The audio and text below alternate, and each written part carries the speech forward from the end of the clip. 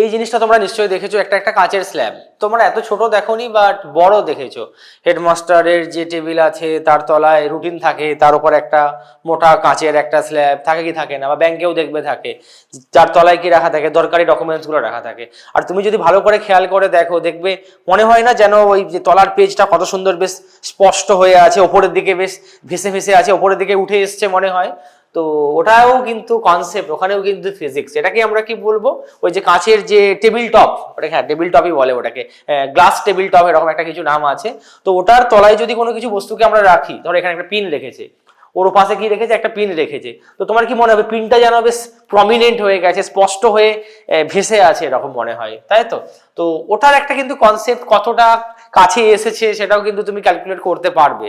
তো তার জন্য আমি জিনিসটাকে রেখে বস্তুটার উপরে অ্যাকচুয়ালি থাকে, তোমরা কি দেখেছো যে তলায় একটা রুটিন থাকলো বা ক্যালেন্ডার থাকে, তার উপরে কাঁচটা চাপানো থাকে, তাহলে স্ল্যাব বা ফলক যেটা আছে তার তলায় বস্তু আছে। তুমি পাশ থেকেও তো দেখতে পারো, যেমন এই ছবিটাতে দেখো পাশ থেকে দেখা যাচ্ছে, একই ব্যাপার।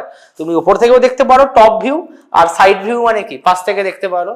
তো ঠিক আছে, এটা আমি করে দেখাচ্ছি যে কতটা শিফট হবে। এখানে অ্যাকচুয়ালি কি হয়, আপাত স্মরণ হয়। বস্তুটা কি মনে বললাম, বস্তুটা অ্যাকচুয়ালি যেখানে থাকে সেখান থেকে কিছুটা উপরের দিকে উঠে এসেছে মনে হয়। তো কতটা উপরে উঠে এসেছে এই জিনিসটা তুমি ক্যালকুলেট করতে পারবে। আর সেই নিয়ে আজকে আমাদের, আজকে না এখন আমাদের এই টপিক। তো সেটার জন্য দেখো এটাকে আমরা স্ল্যাব বলছি, ধর একটা স্ল্যাব এরকম রয়েছে, ওকে, এটাই এটা আর কি। হ্যাঁ, তো এটা মোটা তুমি করতে পারো, একটু ইয়ে করতে পারো, বাড়াতে পারো। ধরো থিকনেসটাকে আমি বেদটাকে টি বলছি। টি মানে ভাই এখানে সময় কিন্তু নয়। বস্তু ধরো রাখা আছে কোনো একটা জায়গাতে, ধরো বস্তুকে রাখা আছে এখানে, বস্তুকে রেখেছি আমি, ওকে। এর নাম দিয়ে নাও তাহলে স্ল্যাবটার, এ বি সি ডি। তাহলে দুটো জিনিস ঘটবে দেখো। সবার প্রথমে কি হবে, সবার প্রথমে কি হবে, আলোক রশ্মি যাবে যাবে যাবে, যাক আলোক রশ্মি যা, আলোক রশ্মি গেল, ঠিক আছে, এখানে গেল, পড়লো, আপতিত রশ্মি হলো। আর যে বিন্দুতে পড়লো সেখানে আমি কি করবো, একটা অভিলম্ব অঙ্কন করে নেবো, ওকে। তাহলে আলোক রশ্মি যাওয়ার কথা ছিল দেখো এদিক দিয়ে, ঠিক আছে, বাট ও কিন্তু কি করছে এক্ষেত্রে, লঘু থেকে ঘন, আমি লঘু ঘন ধরে এয়ার ধরেই করছি, বায়ু মাধ্যম আর এটা কাঁচ ধরেই করছি, বায়ু আর কাঁচ, যার প্রতিসারাঙ্ক কত হবে, মিউ। তো যাওয়ার কথা এই লাইন বরাবর, বাট যেহেতু দেখতে পাচ্ছ লঘু থেকে ও ঘনতে ঢুকছে, লঘু থেকে ঘনতে ঢুকলে কি হয়, অভিলম্বের দিকে মেকে যায়, তাহলে ওদিক দিয়ে না গিয়ে অভিলম্বের হালকা করে অভিলম্বের দিকে মেকে যাবে, হালকা করে অভিলম্বের, আচ্ছা হলুদ রঙে করছিলাম তাই তো, হালকা করে অভিলম্বের দিকে মেকে যাবে। দেখো এটা এই অবধি এলো, এখানে গেল, এটা বস্তু, বস্তু থেকে গেল গিয়ে এখান অবধি এলো। এবার কোথায় চলে গেল বলো, সিবি, সিবি বিভেদ তলে চলে গেছে। এবার কি হবে, বের হবে, আবার বায়ুতে যাবে, তাহলে বায়ু থেকে কাঁচে প্রবেশ করলো, এখন আবার কি হবে বলো, কাঁচ থেকে বায়ুতে প্রবেশ করবে, তখন আমি আবার একবার কি করে নেবো, আবার একবার লম্ব অঙ্কন করে নেবো, ঠিক আছে। তো এই ক্ষেত্রে যদি তুমি দেখো ওর যাওয়ার কথা কোন দিক দিয়ে, যাওয়ার কথা ওদিক দিয়ে, বাট কি হবে, ও যেহেতু ঘন থেকে লঘু মাধ্যমে যাচ্ছে, এবার কি হচ্ছে, উল্টে গেছে।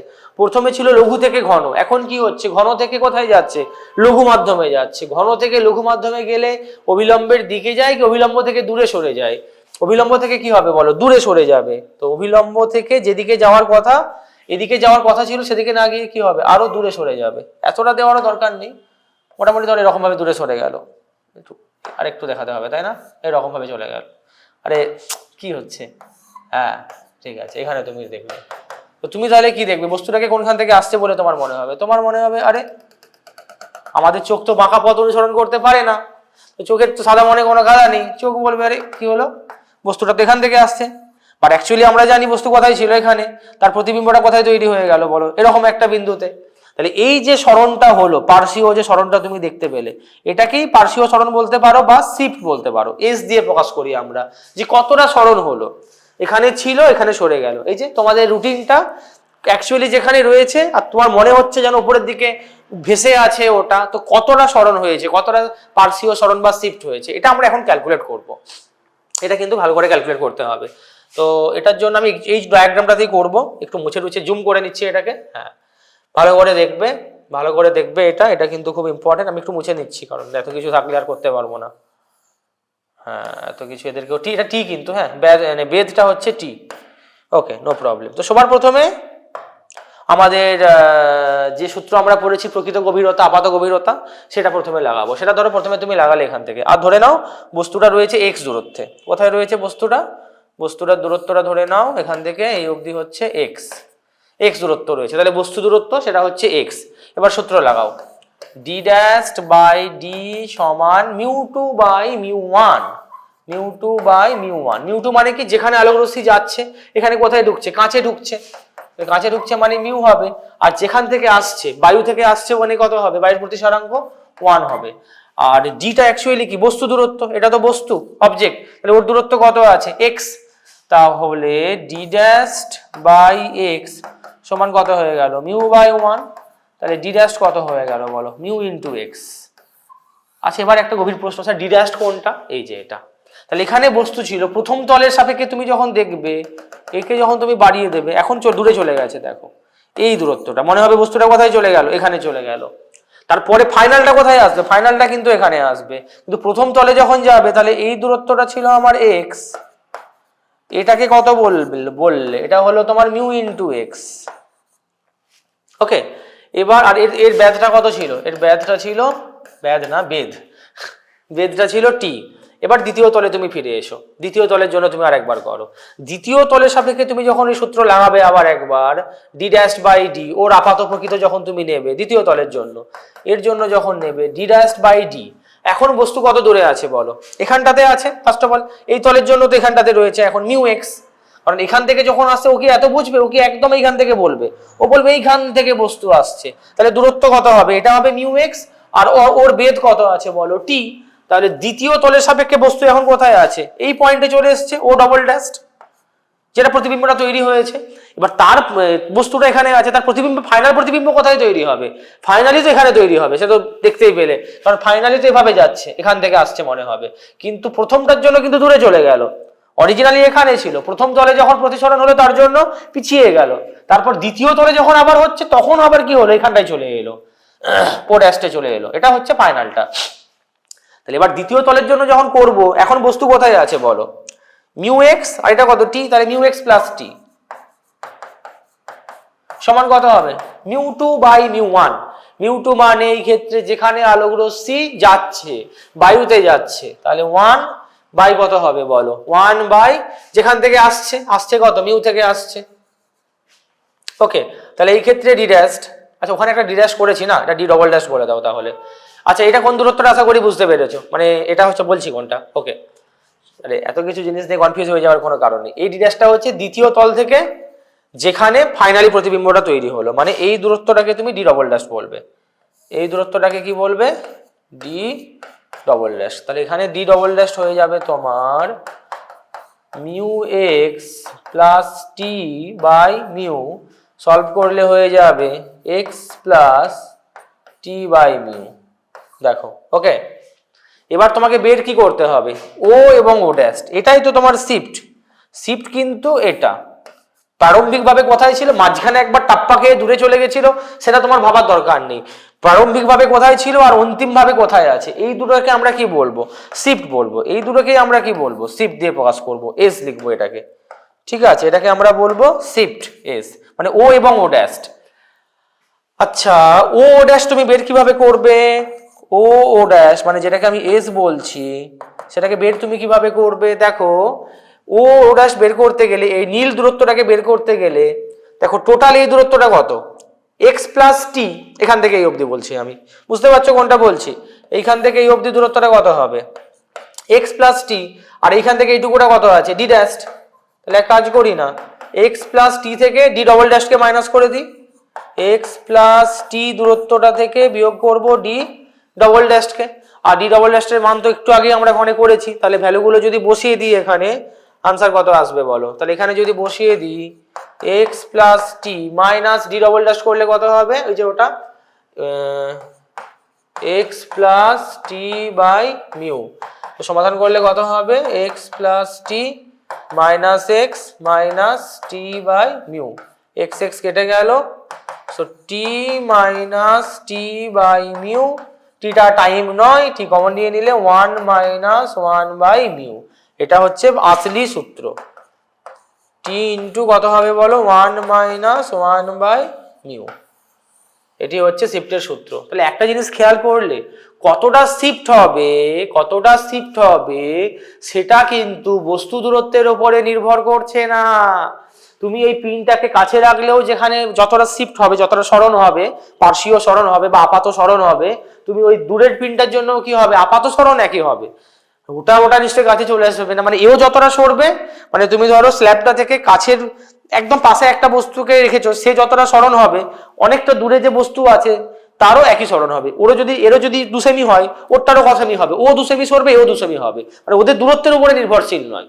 বুঝতে পেরেছো? আর শিফট তাহলে নির্ভর করছে কার ওপর? করছে এই যে স্ল্যাবটা নিয়েছো তার বেধের ওপরে, আর কি তার প্রতিসারাঙ্ক কত আছে তার উপরে, আর অবশ্যই পারিপার্শ্বিকের উপর নির্ভর করে। এই ক্ষেত্রে আমি বায়ু নিয়েছি বলে এখানে এক আনসার এসেছে। যদি এবার তোমার মনে হতে পারে স্যার সবসময় কি বায়ুতেই তার মানে শিফট হবে? না, তুমি জলের মধ্যেও শিফট লক্ষ্য করতে পারবে। তুমি কাঁচটাকে নিয়ে যদি জলের মধ্যে ভরে দাও তখনও কিন্তু শিফট হবে, তার আমি ফর্মুলা তোমায় শিখিয়ে দিচ্ছি। বাট বায়ু মাধ্যম হলে সিম্পল ফর্মুলা কি মনে রাখবে? S equals to T into 1 minus 1 by mu, যেখানে মিউটা কার প্রতিসারাঙ্ক? যে স্ল্যাবটা নিয়েছো তার প্রতিসারাঙ্ক। এইখানে একটা কোয়েশ্চেন আমি নিয়ে নিয়েছি, দেখতেই পাচ্ছ একটা বস্তুকে রাখা আছে স্ল্যাব থেকে কত দূরে? 60 সেন্টিমিটার দূরে। যদিও আমরা জানি শিফট কতটা হবে, পার্শ্বীয় সরণ কতটা হবে, সেটা এই 60-এর উপরে নির্ভর করে না। তুমি 70-এ রাখলেও যতটা সরবে, 100-তে রাখলেও একই পরিমাণ সরবে। ঠিক আছে, সেটা আমরা আসছি। আমরা সূত্র একটু আগে দেখলাম, শিফটের কি সূত্র? বেধ into t into 1 minus 1 by u. আচ্ছা, 1 মাইনাস 1 বাই মিউ লাগাতে পারলাম কারণ বায়ু আছে বলে। যদি অন্য কোনো মাধ্যম থাকতো তার ফর্মুলা আমি শিখিয়ে দেবো, চাপ নেওয়ার কোনো কারণ নেই, আগে তো অঙ্কটা করে দিচ্ছি। শিফট কত হবে বলো? শিফট হবে টি, থিকনেস কত আছে? 15 সেমি, তাহলে 15 লিখলাম ইন্টু 1 মাইনাস 1 বাই মিউ। মিউটা কি? এটার প্রতিসারাঙ্ক কত আছে বলো? 1.5। 1.5 মানে তাই লিখে দিচ্ছি 1.5। তো পয়েন্টটাকে তুললে কত হবে? 10 হয়ে যাবে। তাহলে এর মানটা হবে তোমার 15 ইন্টু 1 মাইনাস 10-এর 15, তাহলে 15 ইন্টু 15 হবে লসাগু, 15কে 15 মাইনাস 10 মানে 5-এর 15, তাই তো 5। আচ্ছা, 15 কেটে যাচ্ছিল তো ডাইরেক্ট, 15 কেটে গেল, কত গিয়ে কত হলো বলো? 5 সেমি। তার মানে তুমি কি বুঝলে? শিফট কত হলো? 5 সেমি শিফট হলো। ওই সব লাইন টাইন টেনে ফাইনালি তুমি তোমার যে ও ড্যাশ কতটা সরবে বলো? 5 সেন্টিমিটার সরে গেছে, 5 সেন্টিমিটার সরে গেছে। বুঝতে পেরেছো? এবার তার মানে কি, এই তলটা থেকে আগে দূরত্ব ছিল 60, এখন তাহলে কত হলো? 55 হলো। বাট তাতে কি যায় আসে? কতটা সরলো তাতে তো আমার ভাই 60-এর কোনো ভূমিকা নেই। ফর্মুলাতে লেগেছে নাকি 60? লাগেনি। তো এবার আমি কি করব, যদি পারিপার্শ্বিক মাধ্যমটা, আর এর আরেকটা কথা বুঝতে পেরেছো, বস্তুও যেদিকে আছে চোখটা নিশ্চয়ই এদিক দিয়ে তুমি হবে না, চোখটা কোথায় থাকবে? তার বিপরীত দিকে থাকবে। হ্যাঁ, স্বাভাবিক। কাঁচটাকে খুলে ভেতরে ঢুকলে তো আর ভাই শিফট দেখতে পাবে না। তাহলে গ্লাস স্ল্যাবের একদিকে থাকবে বস্তু, আর আরেকটা দিকে কি থাকবে? চোখ থাকবে, মানে দর্শক থাকবে। এবার দেখো পারিপার্শ্বিক মাধ্যম যদি বায়ু না হয়, ইয়েস, এবার একটা মজাদার জিনিস, সেটা তো টি ছিল, এটাকে তাহলে কি বলবো? আগে দেখো বায়ু ছিল বলে শুধু একটাই বলেছিলাম, শুধু মিউ লিখেছিলাম, মানে ওই মিউটা কার প্রতিসারাঙ্ক ছিল? স্ল্যাবের ছিল অবশ্যই। আর পারিপার্শ্বিকটা কত ছিল? বায়ু বলে আমরা 1 ধরে করেছিলাম। বাট এখানে ধরো তুমি বস্তুকে রেখেছো, এখানটাতে বস্তু এখানে রেখেছো, এবার তো ভাই ক্যাচাল হয়ে যাবে। আর চোখ কোথায় আছে? আচ্ছা, আরেকটা জিনিসও খেয়াল করো, বস্তুও যে মাধ্যমে আছে চোখও কিন্তু একই মাধ্যমে আছে, মাঝখানে স্ল্যাবটা অন্য মাধ্যমে। কি পুরোটাকে তো সারাউন্ডিং বলবো। সারাউন্ডিং মানে তো শুধু এটা না, এটাকে ছাড়া বাকি যে আশেপাশে, চোখটাও যেখানে আছে পারিপার্শ্বিকে, বস্তুটাও কোথায় আছে বলে? পারিপার্শ্বিকে। তো পারিপার্শ্বিকের প্রতিসারাঙ্ককে আমরা কি বলবো? মিউ সারাউন্ডিং দিয়ে লিখবো, সারাউন্ডিং, SURR। আমি জাস্ট লিখলাম, কিছু একটা দিয়ে দেবে। তোকে জল দিলে কি হবে বলো? জল দিলে এটা মিউ ওয়াটার হয়ে যাবে। গ্লিসারিন দিলে কি হয়ে যাবে? মিউ সারাউন্ডিংটা গ্লিসারিন হয়ে যাবে। মানে যা দেবে আর কি সেই হিসাবে হবে। আর স্ল্যাবটা তোমাকে যা দেবে, কাঁচ দিলে কাঁচের বলবে, মানে যা দেবে আর কি সেই হিসাবে হবে। তো এর জন্য ফর্মুলা হবে শিফটের, মনে রাখার দরকার আছে। বায়ুর জন্য কত হতো? টি ইন্টু 1 মাইনাস 1 বাই মিউ। তো মানে এই ক্ষেত্রে হবে t into 1 minus 1 by mu হবে না। ওখানে 1 বাই মিউ এ মিউটা কার ছিল বলো? স্ল্যাবের জন্য ছিল, তো এটা ঠিক আছে।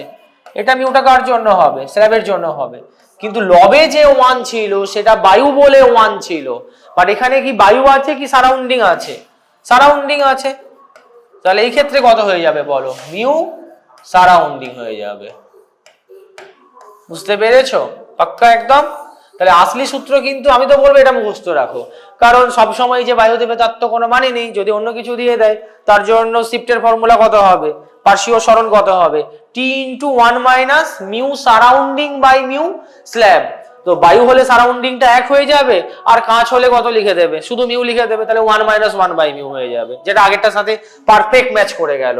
এই কোয়েশ্চেনটার জন্য তোমাকে শিফট বের করতে হবে, কতটা সরণ হচ্ছে বস্তুর সেটা তোমায় বের করতে হবে। কিন্তু দেখতে পাচ্ছ এটা একটু অন্যরকম। কি অন্যরকম? এখানে স্ল্যাবটা যেখানে রয়েছে পারিপার্শ্বিক মাধ্যমে কিন্তু বায়ু নেই যে তুমি দুম করে টি ইন্টু 1 মাইনাস 1 বাই মিউ লাগাবে, তোমাকে এখানে কিন্তু ওই সূত্রটা লাগাতে হবে। এই ক্ষেত্রে শিফটের সূত্র কি লাগাবে বলো, t into 1 minus mu surrounding by কি লাগাবে, মিউ স্ল্যাব। তো সেটা যদি করো তাহলে টি কত আছে বলো, এর বেধ কত আছে 15 সেন্টিমিটার, তাহলে 15 ইন্টু 1 মাইনাস মিউ সারাউন্ডিং, এখানে আর 1 হবে না, কত আছে 2 আছে। আচ্ছা এটা কারো কি মনে হচ্ছে স্যার এটা যদি একরকম থাকে ওটা যদি আরেক রকম থাকে তখন কি করে করব? এটা 2 আছে এদিকে 3 আছে, তার জন্য ফার্স্ট অফ অল সূত্রগুলো কাজই করবে না। তখন তোমাকে একদম বেসিক থেকে যেভাবে প্রমাণটা করে দেখালাম, যেভাবে সূত্রটাকে আমি ডিরাইভ করে নিয়ে এসেছিলাম, যেখানে যাচ্ছে যেখান থেকে আসছে ওখান থেকে বসে বসে পুরো ভাই করতে হবে। ওখানে আর কিছু শর্টকাট কিছু নেই, সূত্র মুখস্থ করে কিছু কাজ খাটবে না তখন সূত্র আর। তাহলে এই সূত্রগুলো তখনই খাটবে যখন স্ল্যাবের দুদিকের মাধ্যমগুলো কি হবে, একই রকম মাধ্যম থাকবে। মানে বস্তুও যে মাধ্যমে আছে চোখটাও একই মাধ্যমে চোখ আছে, বস্তুও যে মাধ্যমে আছে চোখও একই মাধ্যমে আছে, তার জন্য খাটবে। এখানে বলো মিউ সারাউন্ডিং কত হবে, তো যেহেতু সেমই আছে তাহলে 2 লিখবো। আর স্ল্যাব কত আছে বলো, স্ল্যাবের কত আছে প্রতিসারাঙ্ক 1.5, 1.5। তো সমাধান করলে কত আসছে বলো, 15 ইন্টু 1 মাইনাস 3 2, 3 2 মানে 2 2 4 3 হয়ে গেল, 4 3 হয়ে গেলে এটা হয়ে গেল তোমার 15 ইন্টু 3 লসাগু 3 মাইনাস 4 মাইনাস 1, তাহলে মাইনাস 5 মিটার। চাপ বাবা কেসা হয়ে কেলো হয়ে গেল, তো মানে -5 চলে আসলো। এটার অর্থ কি, এটার তাৎপর্য কি, এখানে -5টার তাৎপর্য বস্তুটা স্ল্যাবের দিকে শিফট না হয়ে বিপরীত দিকে 5 সেমি সরে গেল, বিপরীত দিকে 5 সেমি সরে গেল। তাহলে এখন স্ল্যাব থেকে বস্তুর দূরত্ব 60 বলবে কি 65 বলবে, 65।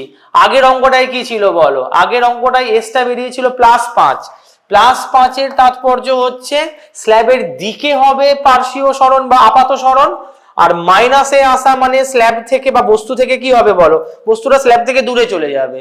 বুঝতে পেরেছো? এস এর মান প্লাস আসা মানে সরণ স্ল্যাবের দিকে, এস এর মান মাইনাস আসা মানে সরণ স্ল্যাব থেকে বিপরীত দিকে।